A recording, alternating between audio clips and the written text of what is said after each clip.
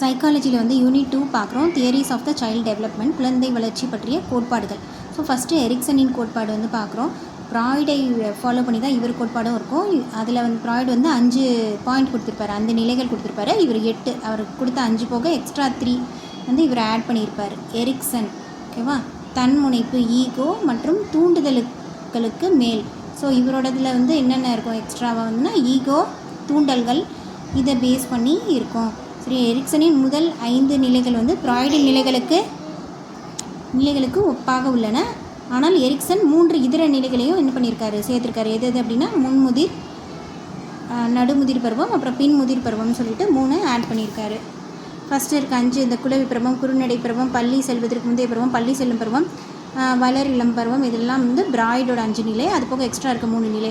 So முன்முதிர் பருவம் அப்படின்னா என்ன அப்படின்னா 40 வயசுக்கு முன்னாடி. ஸோ 21 to 39 முன்முதிர் பருவம். நடுமுதிர் நடுத்தர வயசு அப்படின்னா என்ன சொல்லுவாங்க, 40 வயசுக்கு மேற்பட்டவங்க சொல்லுவாங்களே. ஸோ 40 to 65, 65க்கு மேலே இருக்கிறது பின்முதிர் பருவம் அப்படின்னு சொல்கிறாங்க. ஸோ அடிப்படை இது வந்து 0 to 18 மாதம் இருக்கிற குளவி பருவம் பற்றி சொல்லியிருக்காங்க. என்ன சொல்கிறாங்க, அன்பால் கவனித்தலின் விளைவாக நம்பிக்கை வரும். இப்போ வந்து ஒரு குழந்தை இருக்குது, அதுக்கு அன்பு கொடுக்குறோம் அப்படின்னா நம்பிக்கை வரும். சரியா, கொடூரமாக அந்த குழந்தைய நடத்தணும் அப்படின்னா அதுக்கு நம்பிக்கை இல்லாமல் போகும். அவ்வளோதான். 0 to 18 மாதத்துக்கு குழந்தைக்கு சொல்கிற 2 பாயிண்ட்டு. அன்பாக நடத்தினா நம்பிக்கை இருக்கும், அன்பு இல்லாமல் வந்து ஹர்ட் பண்ணுறோம் அப்படின்னா அதுக்கு நம்பிக்கை இல்லாமல் போயிடும். அடுத்து 18 to 3 வருஷம் வரைக்கும் சுதந்திரமாக இருக்கும். வெட்கம், சந்தேகம், அதாவது அவங்கள என்கரேஜ் பண்ணுறோம் அப்படின்னா இப்போ ப்ளே ஸ்கூலில் ஏதாவது ஒரு ஆக்டிவிட்டி கொடுக்குறாங்க அப்படின்னு வச்சுக்கோங்களேன். நீங்கள் சூப்பராக பண்ணுறமா, நல்லா பண்ணுற அப்படின்னு சொன்னோன்னா அவங்க வந்து சுதந்திரமாக ஃபீல் பண்ணாங்க.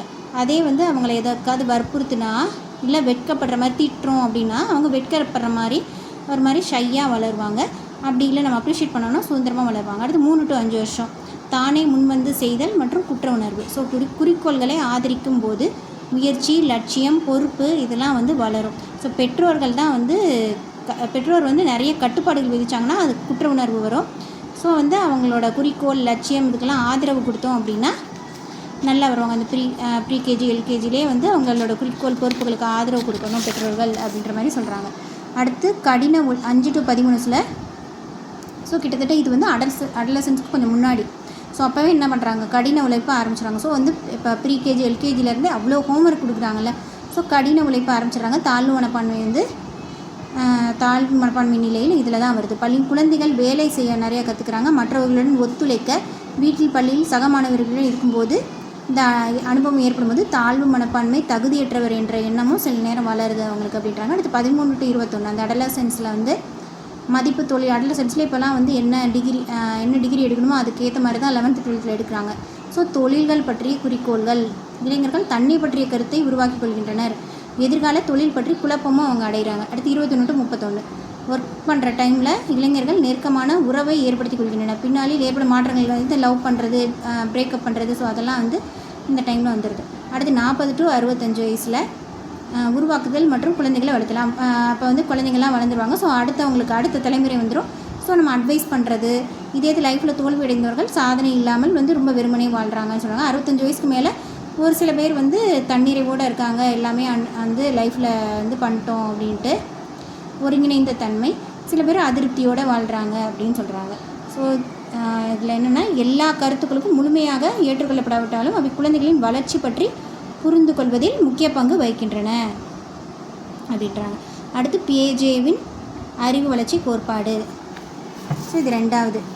பியேஜின் அறிவு வளர்ச்சி கோட்பாடு தன் அறிவு தம் உலகை ஆராய்ந்து மாற்றி அமைக்கும் அறிவை, கருத்துக்களை உருவாக்குகின்றன. பியாஜேவின் கருத்துப்படி மூளை வளர்ந்து அனுபவங்கள் விரிவடையும் போது வெவ்வேறாக சிந்திக்கும் முறைகள் மூலம் 4 நிலைகளில் சொல்கிறார். பியாஜேனா 4 நிலைகள் என்னென்னா, பியாஜே நிலை வந்து புலன் இயக்க நிலை, செயலுக்கு முற்பட்ட நிலை, புலனீடான செயல்நிலை, முறையான செயல்நிலை. ஸோ வந்து 1, 3 ஒரே மாதிரி இருக்கும். புலன் இயக்க நிலை, புலனீடான செயல்நிலை, செயலுக்கு முற்பட்ட நிலை, இது முறையான செயல்நிலை. அதுதான். ஸோ பியேஜேவின் அறிவு வளர்ச்சி படிநிலைகள். ஃபஸ்ட்டு வந்து புலன் இயக்க நிலை. புலன்னாலே ஐம்புலன். ஸோ சென்சரி மோட்டரா ஸ்டேஜ் 0 to 2 years. ஸோ குழவிகள்னால் குழந்தைகள் கண், காது, கை, வாய் இதெல்லாம் பயன்படுத்தி பொருட்களை வந்து பெட்டிகளை வைத்தல், எடுத்தல், இதெல்லாம் வந்து சென்சரி மோட்டர் ஸ்கில் வந்து அந்த டைமில் டெவலப் ஆகுது. அடுத்து செயலுக்கு முற்பட்ட நிலை. ஸோ இதில் வந்து அவங்க ஃபுல்லாக வந்து டெவலப் ஆகலை. மொழி வளர்ச்சி இருக்கும், கற்பனை திறன் வந்து இருக்குது. இது வந்து ஆக்கப்பூர்வமானதாக இல்லை அப்படின்னு சொல்லுவாங்க. அடுத்து வந்து புலனீடான செயல்நிலை இல்லாட்டி பருப்பொருள் நிலை. So concrete operational stage. ஓகேவா, லாஜிக்கலாக திங்க் பண்ண ஆரம்பிக்காங்க. இதுவுமே வந்து வயது வந்தோரின் புத்தி கூர்மை அளவுக்கு இதில் இருக்காது. ஸோ வந்து உருவம் இடம் மாறினா கூட அதை கண்டுபிடிக்கலாம் முடியாது. பட் லாஜிக்கலாக திங்க் பண்ண ஸ்டார்ட் பண்ணுவாங்க. ஸ்டார்ட் பண்ணுறதுனால அதான் ஆப்ரேஷனல் ஸ்டேஜ். ஆப்ரேஷனுக்கு முந்தின ஸ்டேஜ் என்னென்ன, மொழி வளர்ச்சி, கற்பனை திறன். So 2 to 7 years. அடுத்து வந்து இது ஆப்ரேஷனல் ஸ்டேஜ், லாஜிக்கலாக திங்க் பண்ண இருப்பாங்க. பட் ஒரு ப்ரீ ஸ்டேஜ் தான் இதுவும். அடுத்து ஃபார்மல் ஆப்ரேஷனல் ஸ்டேஜ். ஸோ இதுதான் கடைசி நிலை. ஸோ முறையான செயல்நிலை. ஸோ இது என்ன பண்ணுவாங்க, பிரச்சனைகளை ஒரு கருத்துக்களை தொடங்கி யூகித்து மாற்றங்களை தனிமைப்படுத்தி இணைத்து எந்த முடிவுகள் சரியானவை அப்படின்னு சொல்லிட்டு கண்டுபிடிக்கிறாங்க. வாய்மொழி கருத்துக்களின் உண்மையை உலக சூழ்நிலைகளுடன் ஒப்பிடாமல் மதிப்பிடும் திறம் பெறுகின்றனர். ஸோ வாய்மொழி கருத்துக்களின் உண்மையை உலக சூழ்நிலைகளுடன் ஒப்பிடாமல் மதிப்பிட, யாரோடையும் கம்பேர் பண்ணாமல் ப்ராப்பராக வந்து எல்லாத்தையும் ஃபைண்ட் அவுட் பண்ணி, இது எல்லாமே என்னது, பியாஜெட். ஓகேவா, பியாஜெட் அப்படின்னாலே வந்து இது வந்து ஷார்ட்கட் என்ன, பியார் அப்படின்னா லவ். ஸோ வந்து அதுக்கு 4 லெட்டர் இருக்கா. ஸோ 4 நிலை. ஸோ லவ் ரிலேட்டடாகவே எல்லாமே வந்து நீங்கள் ஞாபகம் வச்சுக்கலாம். ஸோ உலகத்தை ஆராய்ந்து பார்த்து மாற்றியமைத்துக்கொள்ளும் அறிவை வந்து பெறுகின்றனர். மூளை வளர்ச்சி அடைஞ்சு அது அனுபவங்கள்லாம் அடையிறனால தான் இவங்களை லவ் பண்ணலாமா வேண்டாமா அப்படின்னு மூளை தான் யோசிக்குது. ஸோ அதை ஞாபகம் வச்சுக்கோங்க. புலன்னா ஐம்புலன், சென்சரி மோட்டர் ஸ்கேல். செயலுக்கு முற்பட்டதுன்னா அந்தளவுக்கு இன்னும் வந்து அவங்க ஜஸ்ட் வந்து மொழி வளர்ச்சி, கற்பனை திறன் மட்டும். சின்ன குழந்தைங்களுக்கு என்ன தெரியும், பேசுவாங்க, கற்பனை திறன்.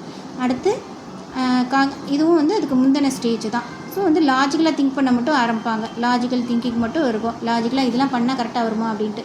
அடுத்து முறையான செயல்நிலை வரும்போது என்ன பண்ணுவாங்க, கம்பேர் பண்ணாமல் மாற்றங்களை தனிமைப்படுத்தி இணைத்து எல்லாரோடையும் ஒற்றுமையாக ஜாயின் பண்ணிடுவாங்க. அன்போட, லவ்னா அன்பு தானே. ஸோ அன்போடு எல்லோரும் ஜாயின் பண்ணிடுவாங்க, கம்பேர் பண்ண மாட்டாங்க. ஸோ முடிவுரை என்னென்ன, பியாஜேவின் கருத்துக்கள் வந்து ஆசிரியர் பெற்றோர் குழந்தைகளுடன் செயல்படும் மற்ற எல்லோருடைய குழந்தைகளையும் கவனித்தல், அவர்களின் சூழ்நிலைக்கேற்ற நடந்து கொள்ளுதல் ஆகியவற்றை மாற்றியுள்ளது. ஸோ எல்லாருமே அந்த குழந்தைகிட்ட எப்படி ரியாக்ட் பண்ணுறாங்களோ அதுக்கேற்ற மாதிரி தான் அந்த குழந்தை இருக்கும். பள்ளியில் கற்பித்தலின் அதிகமான தாக்கத்தை ஏற்படுத்தியுள்ளது இந்த முறை. அதாவது லவ்வோடு கற்றுக் கொடுக்கணும் அப்படின்னு சொல்கிறாங்க. மற்ற நாட்டு குழந்தைகளுக்கும் இது பொருந்துகிறது. தொடக்க நிலையில் உள்ள குழந்தைகள் தான் ரொம்ப லவ் எதிர்பார்ப்பாங்க. ஸோ பியாஜெட் அதுக்கு தான் வந்து ஹெல்ப் பண்ணுது. குழந்தைங்க நடத்தி பற்றிய ஆய்வு பண்ணவும் வந்து இது முன்மாதிரியாக இருக்குது. பொதுவாக வளர்ச்சியை புரிந்து கொள்ள ஒரு தொடக்க நிலையாக பியாஜேவின் கோட்பாடுகள் எல்லாமே என்ன பண்ணுறது, ஒரு தொடக்க நிலை. வளர்ச்சியை புரிஞ்சுக்க ஒரு தொடக்க நிலை. லவ் தான் எல்லாத்துக்கும் தொடக்கம். ஸோ பியாஜெட் தான் தொடக்கம்.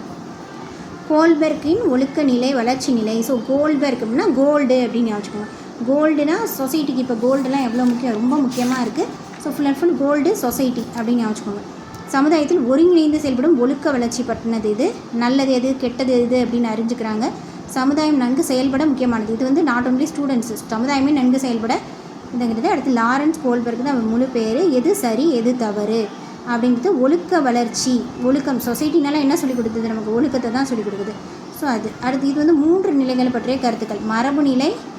மரபு நிலையிலான நல்லொழுக்க நிலை, மரபுக்கு முற்பட்ட நல்லொழுக்க நிலை, அப்புறம் வந்து மரபுக்கு பிற்பட்ட நல்லொழுக்க நிலை. மரபுக்கு முற்பட்டது இது மரபு நிலைன்னு வச்சுக்கோங்க. அடுத்து மரபுக்கு பிற்பட்டது. மரபுக்கு முற்பட்டது மரபு நிலை, மரபுக்கு பிற்பட்டது. ஓகேவா, ஒழுக்கம் தான். ஸோ லேடிஸ்க்கு என்ன சொல்லிக் கொடுப்பாங்க, ஒழுக்கமாக இருக்கணும், அறிவாக இருக்கணும் அப்படின்னு சொல்லிக் கொடுப்பாங்க. ஸோ அந்த 2 பாயிண்ட் இதில் வந்துடுது. மரபுக்கு முற்பட்ட நிலை. ஸோ மரபுக்கு முற்பட்ட நிலை அப்படின்னா வந்து என்னென்னா, ஃபஸ்ட்டு வந்து சொசைட்டியில் டிசிப்ளின் சொல்லிக் கொடுக்கணும்னா என்ன பண்ண ஆரம்பித்தாங்க, தண்டனை கொடுத்த ஆரம்பித்தாங்க. ஸோ தண்டனை கொடுத்தா தண்டனைக்கு பயந்துட்டு என்ன பண்ணுவாங்க, தப்பு பண்ண மாட்டாங்க, நன்னடத்தையே அந்த மாதிரி கொண்டு வந்தாங்க. அப்புறம் நான் ப்ரைஸ் கொடுக்குறேன், நீ இப்படி நடந்துக்கணும் அப்படின்னு சொல்லிட்டு. அடுத்து நிலை 2 மரபு நிலை. இது என்ன, மற்றவர்களுடன் தொடர்பு கொண்டு சமுதாயத்தின் ஒப்புதலின் அடிப்படையில் சொசைட்டி கூட தொடர்பு கொண்டு மேலே உள்ளவர்களுக்கு கீழ்ப்படிந்து. சரியா, இது வந்து எப்படின்னா வந்து 2வது நிலை. ஒன்று தொடர்பு வருது, இன்னொன்று வந்து கீழ்ப்படிதல். இந்த 2ம் வருது. அடுத்து மரபுக்கு பிற்பட்ட நிலை. இது என்ன பண்ணுறாங்கன்னா அக்ரிமெண்ட்டுன்னு ஞாபகம், உடன்பாடு. ஒரு அக்ரிமெண்ட் போட்டிருக்கிறாங்க, ஈக்குவலாக இருக்கணும், காமனாக இருக்கணும். அக்ரிமெண்ட்டு, ஈக்குவல், காமன், இந்த 3 பாயிண்ட் மட்டும் ஞாபகம். அடுத்து கோல்பெர்க்கின் ஒழுக்க வளர்ச்சி நிலைகள். இது வந்து சிக்கலான ஒழுக்க வளர்ச்சி நிலை. அதாவது சிக்கலான ஒழுக்க வளர்ச்சி நிலை எது அப்படின்னு 4 ஆப்ஷன் பியாஜெட்டாக எதுன்னு கொடுத்துருங்கன்னா கோல்பெர்க் தான். சொசைட்டி தான் ரொம்ப சிக்கலான ஒன்று. ஸோ சொசைட்டி ரிலேட்டடாக வருது கோல்பெர்க். அடுத்து மரபு நிலை முற்பட்ட நிலை. ஸோ குறைவான சற்று, அதாவது 9 வயசுக்கு குறைவானவங்களுக்கான இது, ஓகேவா. இவங்களுக்கு வந்து ப்ராப்பரான வழிகாட்டுதல்கள் வந்து இல்லை. ஏன்னா வந்து இது என்ன சொல்லியிருக்காங்க, பனிஷ்மெண்ட் கொடுக்கணும்னு சொல்கிறாங்க.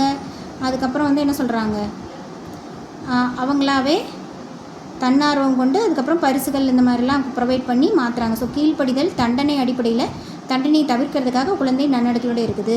அப்புறம் தனித்தன்மை பரிமாற்றம் நிலையில் குழந்தைகள் அதிகாரத்தில் உள்ளோர் காட்டும் ஒரு சரியான நோக்கு தான் உள்ளது என்பதை ஏற்பதில்லை. வெவ்வேறு நபர்களுக்கு வெவ்வேறு நோக்குகள் உள்ளன அப்படின்னு சொல்லிட்டு இந்த 2 பாயிண்ட்டை சொல்கிறாங்க. அடுத்து மரபு நிலையான நல்லொழுக்கம். இது வந்து அநேக இளைஞர்கள் வயது வந்தோர் எல்லாம் மரியாதைக்குரிய மூத்தவர்களின் ஒழுக்க நடைமுறைகளை மனதில் பதிய வைத்து கொள்கின்றன. இது நம்ம என்ன பார்த்தோம், ஒன்று தொடர்பு, ஓகே வந்துருச்சா, அந்த பாயிண்ட் வந்துருச்சா. அதுக்கப்புறம் வந்து இன்னொன்று வந்து கீழ்ப்படிந்து நடக்கிறது. ஸோ ஒருத்தவங்க மேல்படியில் இருக்கவங்க ஒருத்தங்கள்ட்ட, அதாவது எக்ஸ்பீரியன்ஸ்டான ஒருத்தங்கள்ட்டையோ இல்லைனா சமூக அமைப்பை பாதுகாத்தல், குழந்தை சமூகத்தில் உள்ள விரிவான விதிகளை பற்றி அறிந்து விதிகளை கடைபிடித்து சட்டத்தை நிலைநாட்டி உணர்வை தவிர்க்க முயல்கிறது. ஸோ சட்டத்துக்கு கீழே அடிபணிஞ்சு இருக்கிறது தொடர்பு, சட்டத்துக்கு கீழே அடிபணிஞ்சு இருக்கிறது. அடுத்து மரபுக்கு பிற்பட்ட நல்லொழுக்கம். இது வந்து தார்மீக சிந்தனை முறை, நல்ல ஒரு சிந்தனை தான் ஃபைனல் லெவலில். ஸோ தார்மீக சிந்தனை 10 to 15% பேர் தான் இந்த தார்மீக சிந்தனையை வந்து அவங்களாம் எடுத்துக்கிறாங்க. மற்றவங்களாம் வந்து அடுத்தவங்களை ஃபாலோ பண்ணிவிட்டு அவங்ககிட்ட இருந்து எடுத்துக்கிறாங்க அப்படி சொல்கிறாங்க. ஸோ வந்து படிநிலை 5, 6ன்னு சொல்லுவாங்க. இது வந்து என்ன நம்ம ஆல்ரெடி பார்த்தோம், ஒப்பந்தம் அக்ரிமெண்ட் பார்த்தோம். ஈக்குவாலிட்டி நன்மைக்காக, அநேக மக்களின் நன்மைக்காக இருந்தாலும் சில நேரங்களில் தனிநபரின் நன்மைக்கு எதிராக செயல்படுகின்றன அப்படின்னு ஃபீல் பண்ணுறாங்க. அனைவருக்கும் பொதுவான கொள்கை காமனாக இருக்கணும், தார்மீக வழிமுறையாக இருக்கணும். ஸோ இவை வந்து சட்டத்தை பின்பற்றி எதிர்மறையாக கூட இருக்கலாம். என்னென்னா இப்போ மனித உரிமை ஆணையம் ஒன்று சொல்லும், ஸோ அதை வந்து மற்றவங்க தப்புன்னு சொல்லுவாங்க. ஸோ மனித உரிமைகள், நீதி, சமத்துவம் இதை ஃபாலோ பண்ணது, ஓகேவா. அடுத்து புரிந்து கொள்வதற்கு கடினமான பிரச்சனைக்கு இது ஒரு வடிவம் கொடுக்குது, ஓகேவா. கால் கில்லிகன் உருவாக்கிய பெண்களின் நன்னடத்தை பற்றிய கோட்பாடுகளை இது வந்து என்ன பண்ணுது, பாதித்தது அப்படின்னு சொல்கிறாங்க. ஸோ கோல்ட்பெர்க் அந்த சொசைட்டி சம்மந்தமாக இவங்க சொல்கிறதும் அவங்க பெண்கள் நன்னடத்தைக்காக கால் சொன்னதையும் வந்து பாதிக்குதுன்றாங்க.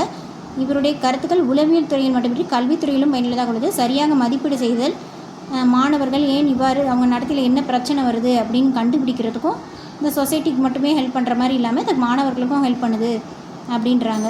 ஸோ ஆசிரியர் இல்லாத டைம்லேயும் ஒருத்தங்க வந்து டிசிப்ளினோடு இருக்கணும்னா ஒரு அதிகாரமிக்க நபர் வகுப்பில் இருப்பது போன்ற தோற்றத்தை உருவாக்க ஒரு வழியை காண வேண்டும் அப்படின்னு சொல்லுது, ஓகேவா. அடுத்து வந்து வைகாட்ஸின் சமூக கலாச்சார கோட்பாடு. ஸோ நீங்கள் வந்து ஒரு வைபவ் இல்லை வேறு ஏதாவது பேரை கூட ஞாபகம் வச்சுக்கலாம். ஸோ மாறுபட்ட கலாச்சாரம், வைபவ் அப்படின்றவர் என்ன பண்ணார்னா வேறு ஒரு கல்ச்சரில் இருக்க பொண்ணை வந்து கல்யாணம் பண்ணிக்கிறாரு. ஒரே கலாச்சாரத்தை, மாறுபட்ட கலாச்சாரத்தை பின்பற்றுபவர் ஒரே கலாச்சாரத்தை சார்ந்த வெவ்வேறு இனத்தைச் சேர்ந்தவர்கள் பற்றிய ஆய்வுகள், வளர்ச்சி முறைகள் அப்படின்னு ஞாபகம் வச்சுக்கணும். வெவ்வேறு கலாச்சாரம்னு வந்துட்டாலே யார், வைகாட்ஸு, ஓகேவா. ஒருவருடன் ஒருவர் தொடர்பு கொள்ளுதல், சிந்தனை, வயது வந்தோருடன் உருவாக்கப்பட்ட குழந்தையை கருத்தில் கொண்டு கவனம் செலுத்துதல், குழந்தை தனக்குத்தானே பேசுவதை விட மற்றவரோட கலந்து பேசுவதை விட வெவ்வேறு கலாச்சாரத்தை சேர்த்துக்கணும். என்னென்னா வந்து வைபவ ஒரு இன்டர்வியூ கூப்பிட்ருக்காங்க. ஸோ அவர் வந்து குழந்தைங்களுக்கெல்லாம் அட்வைஸ் பண்ணணும் உட்காந்து. ஸோ அவர் வந்து வெவ்வேறு கலாச்சாரத்தை வந்து அப்ரிஷியேட் பண்ணுறவர். ஸோ அதோட வந்து குழந்தைகள் வந்து இன்ட்ராக்ட் பண்ணணும் அப்படின்னு நினைக்கிறாரு. பெரியவங்கள்ட்ட இருந்து கற்றுக்கணும், இன்ட்ராக்ட் பண்ணணும், அப்போ தான் அவங்களுக்கு நல்ல அறிவு வளரும் அப்படின்ட்டு. ஸோ இதெல்லாம் சொல்கிறது எது, வைகாட்ஸ்கியின் கோட்பாடு. சமூக கலாச்சார கோட்பாடு வைகாட்ஸ்கி அப்படின்றது வந்துட்டு சமூக கற்றல் என்பது குழந்தைகள் தற்சமயம் செயல்படக்கூடிய திறன்களுக்கும் அதிக அனுபவமிக்க வழிகாட்டுதல் பெறக்கூடிய செயல்களுக்கும் இடையே உள்ள மேம்பட்ட வளர்ச்சி மண்டல் பகுதியில் நிகழ்கிறது. ஸோ சாரக்கட்டு, கையில் கட்டு போட்டு வந்திருக்காரு இன்டர்வியூக்கு.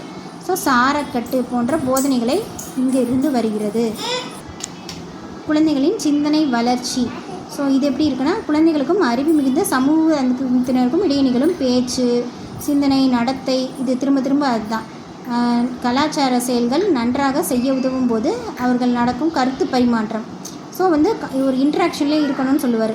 குழந்தைகளின் அறிவாற்றல் வளர்ச்சி. ஸோ அறிவாற்றல் எப்படி வளரும், குழந்தைகள் செயல்பட்டு உருவாக்கும் நபர்கள் என்ற பியாஜேவின் கருத்து ஏற்றுக்கொள்கிறார். இவர் வந்து பியாஜேவின் கருத்தை வந்து ஏற்றுக்கிறாரு. பியாஜேனா என்னென்னு பார்த்தோம், லவ் அப்படின்னு பார்த்தோம்ல. ஸோ என்ன பண்ண, குழந்தைகள் செயல்பட்டு உருவாக்கும் நபர்கள், அவங்களா செயல்பட்டு அவங்களா வந்து என்ன பண்ணுவாங்க, எல்லாருக்கும் அன்பு செலுத்துவாங்க, அது உருவாகுவாங்க சொன்னால் அந்த கருத்தையும் இவர் ஏற்றுக்கிறாரு. உலகை புரிந்து கொள்ள குழந்தைகளின் தனிப்பட்ட முயற்சியை வலியுறுத்துகிறாரு. அறிவாற்றல் வளர்ச்சி சமுதாயத்தில் வளர்க்கப்படும் நிகழ்வு என்றும், இது வந்து குழந்தைகள் வயது வந்தவரின் உதவி, சிறந்த சகமானவர்களின் உதவி, எல்லாரும் உதவியும் சார்ந்து இருக்கணுன்றாரு. ஸோ மொழி வளர்ச்சி எப்படி வருது? கலந்துரையாடல்னால ஸ்கூலுக்கு போன பிறகு தான் வருது அப்படின்னும் சொல்கிறாரு. அடுத்து இவர் என்ன கலாச்சாரம் நம்ம பார்த்தோம்ல, மாறுபட்ட கலாச்சாரம். அடுத்து நண்பர்கள், வயது வந்தோர், இவர்களின் எல்லாரோட தாக்கத்தினால தான் அறிவு வளருது அப்படின்னு சொல்லி முடிக்கிறாரு. கருத்துக்களை பார்க்க செய்து புதிய கருத்துக்களையும் எண்ணங்களையும் அறிய செய்தல், பழசோட புதுசு சேர்த்துடணும். வைகாட்சியின் கருத்துக்கள் சரியெனில் வளர்ச்சியானது இறப்பு வரை தொடர்ந்துக்கிட்டே இருக்கும். நம்ம இன்னொருத்தரை பார்த்து இன்ஸ்பயர் ஆகிறதுன்றது இறப்பு வரை இருக்கும். அடுத்த சுற்றுச்சூழல் அமைப்பு கோட்பாடு, இது வந்து யூரி பிரான்பென்பிரென்னர், சரியா, குழந்தை வளர்ச்சியை பற்றிய அணுகுமுறை தான் இதுவும். சூழியல் அமைப்பு கோட்பாடு, சிக்கலான தொடர்புகளால் பாதிக்கப்பட்டு வளர்வதாக கருதப்படுது. சுற்றுச்சூழல் வந்து ஒரு சிக்கலானது தான். எப்படி சொசைட்டி சிக்கலோ அதே மாதிரி சுற்றுச்சூழலும் சிக்கலான தொடர்புகளால் பாதிக்கப்பட்டு வளர்வதாக கருதப்படுகிறது. இது காம்ப்ளெக்ஸ் ஃபங்க்ஷனிங் அப்படின்றாங்க. வீடு, பள்ளி, குழந்தை அன்றாட வாழ்க்கையில் பார்க்கக்கூடிய விஷயங்கள். ஸோ வந்து ஃபஸ்ட்டு என்ன பாயிண்ட்டு அப்படின்னா, 5 வகையான சுற்றுச்சூழல் அமைப்பு இருக்குது. ஐம்பூதங்கள் தானே இருக்குது. ஸோ வந்து 5 வகையான சுற்றுச்சூழல் அமைப்புகள் வந்து இருக்குது. ஓகேவா? என்னென்ன அமைப்பு? நுண் அமைப்பு, இடைநிலை அமைப்பு, புற அமைப்பு, பெரு அமைப்பு, கால ஓட்டத்தில் ஏற்படும் மாற்றங்கள். நுண் அமைப்புனா ஒன்றுமே இல்லை. ஃபேமிலி, ஃப்ரெண்ட்ஸு, சக மாணவர்கள், ஆசிரியர்கள், அருகில் வசிப்பவர்கள். ஸோ வந்து நேரடியாக தொடர்பு கொண்டு நம்ம மற்றவர்களுடன் பழகும்போது பெரும் அனுபவங்களை பெறுவர் மட்டுமல்ல, நாமும் வந்து என்ன பண்ணுறோம், நம்ம பெறுறதோடு சேர்ந்து அவங்களுக்கும் நம்ம அனுபவத்தை கொடுக்குறோம். ஸோ இதுதான் நுண்ணமைப்பு. அடுத்து இடைநிலை அமைப்பு அப்படின்னா வீடு, பள்ளி, அதே தான். வீடு, பள்ளி இதெல்லாம் நுண்ணமைப்பா. ஸோ நுண்ணமைப்புகளுக்கு இடையே உள்ள தொடர்பும் இது உள்ளடக்கியது. அதுபோக நமது குடும்ப அனுபவங்கள் பள்ளி அனுபவத்துடன் தொடர்பு கொண்டிருக்கலாம் என்பதாகும். உதாரணமாக, பெற்றோர்களால் ஒதுக்கப்பட்ட ஒரு குழந்தை தம் ஆசிரியர் பற்றி ஒரு நல்ல நோக்கத்தோடு வளராது. சரியா? தன் நண்பர்களிடையே பலரும்போது மதிப்பு குறைவானவராக தன்னையே தானே விலக்கிக் கொள்ளும். ஸோ இடைநிலை அமைப்பு எப்போவுமே எப்படின்னா வந்து வீட்டில் வந்து ஏதோ ப்ராப்ளம். ஸோ வந்து டீச்சர்ஸோடையும் அந்த குழந்தைக்கு பிரச்சனை இருக்கும், ஃப்ரெண்ட்ஸ்குள்ளேயும் பிரச்சனை இருக்கும். இதை தான் இடைநிலை அமைப்பு சொல்லுது. நுண்ணமைப்புனா பாசிட்டிவாக சொல்லுது, இடைநிலை அமைப்பு இந்த மாதிரி சொல்லுது. அடுத்து புற அமைப்பு. இதுலேயும் அந்த குழந்தைங்களுக்கும் சம்மந்தமே இல்லை. பட் இருந்தாலும் சூழலுக்கு பயிற்சியுடன் செயல்படும் சூழலுக்கும் இடையே தொடர்பு ஏற்படுகிறது. அதாவது எப்படி ஏற்படுதுன்னா, இப்போ வந்து அப்பா வந்து புற அமைப்பு தானே. ஸோ அப்பா வந்து வெளியில் போயிட்டார். ஒரு குழந்தை அப்பாவோட தான் ரொம்ப அஃபெக்ஷனேட்டாக இருக்குது. அவர் வந்து வெளியில் போயிட்டார் அப்படின்னா அவங்க அம்மாவுக்கும் அந்த குழந்தைக்கும் வந்து சில மனச்சிக்கல் வரலாம், இல்லைட்டா அவங்க உளவு பலப்படவும் செய்யலாம் அப்படின்னு 2 பாயிண்ட் சொல்லுவாங்க. இதுதான் புற அமைப்பு. பெரு அமைப்பு அப்படின்னா வந்து பிரான்பென்பிரென்னரின் மாதிரியில் ப்ரௌனுன்னு ஞாபகம். பெரு அமைப்புனா ப்ரௌனு. மிக வெளியே உள்ள இந்த நிலையில் கலாச்சார பண்புகள், சட்டம், வழக்கம், வளங்கள் ஆகியவற்றை அடங்கும். ஸோ சட்டம் இதெல்லாம் பெரு அமைப்பு இல்லையா? சட்டம், நீதி இதெல்லாம் எக்கனாமிக்கலும் தான். ஒரு குழந்தை வந்து எக்கனாமிக்கலே பாதிக்கப்பட்டிருந்துச்சுன்னா, ஏழை குடும்பத்தில் பிறந்தால் இந்த குழந்தைக்கு தினமும் என்னது கடுமையான வாழ்க்கை தான் வந்து இருக்கும், கடுமையாக உழைக்க வேண்டியிருக்கும். இதுதான் வந்து பெரு அமைப்பு. அடுத்து கால ஓட்டத்தில் ஏற்படும் மாற்றங்கள். ஸோ இது கால ஓட்டத்தில் எப்படி ஏற்படும் மாற்றங்கள் என்ன? இப்போ வந்து எக்ஸாம்பிளுக்கு டிவோர்ஸ் சொல்கிறாங்க. டிவோர்ஸ் ஆகிடுச்சுன்னா அந்த குழந்தையோட மனநிலையில் நடத்தையில் எவ்வளோ பாதிப்பு ஏற்படும், இதை தான் சொல்கிறாங்க. ஸோ வந்து பிரான்பென்பிரென்னர் குடும்பத்திலும் அதன் நேரடி சூழலிலும் ஏற்படும் உறவுகளை வலுப்படுத்த வேண்டும் என்பதை வலியுறுத்துகிறார். குடும்பம் தான் எல்லாத்தையும் வலுப்படுத்தணுன்றாரு. ஆசிரியர், உடன்பிறப்புகள், விரிவுபடுத்தப்பட்ட குடும்பம், அப்புறம் வேலை மேற்பார்வையாளர்கள், சட்டம் இயற்றுவோர், சொசைட்டி எல்லாத்துக்குமே வந்து அதில் பங்கு இருக்குது. குழந்தை வளர்ச்சியில் பெற்றோரின் பங்கிற்கு முக்கியத்துவம், அரசியல் பொருளாதார கொள்கைக்கும் மதிப்பு வழங்கப்பட வேண்டும் அப்படின்னு சொல்கிறாரு.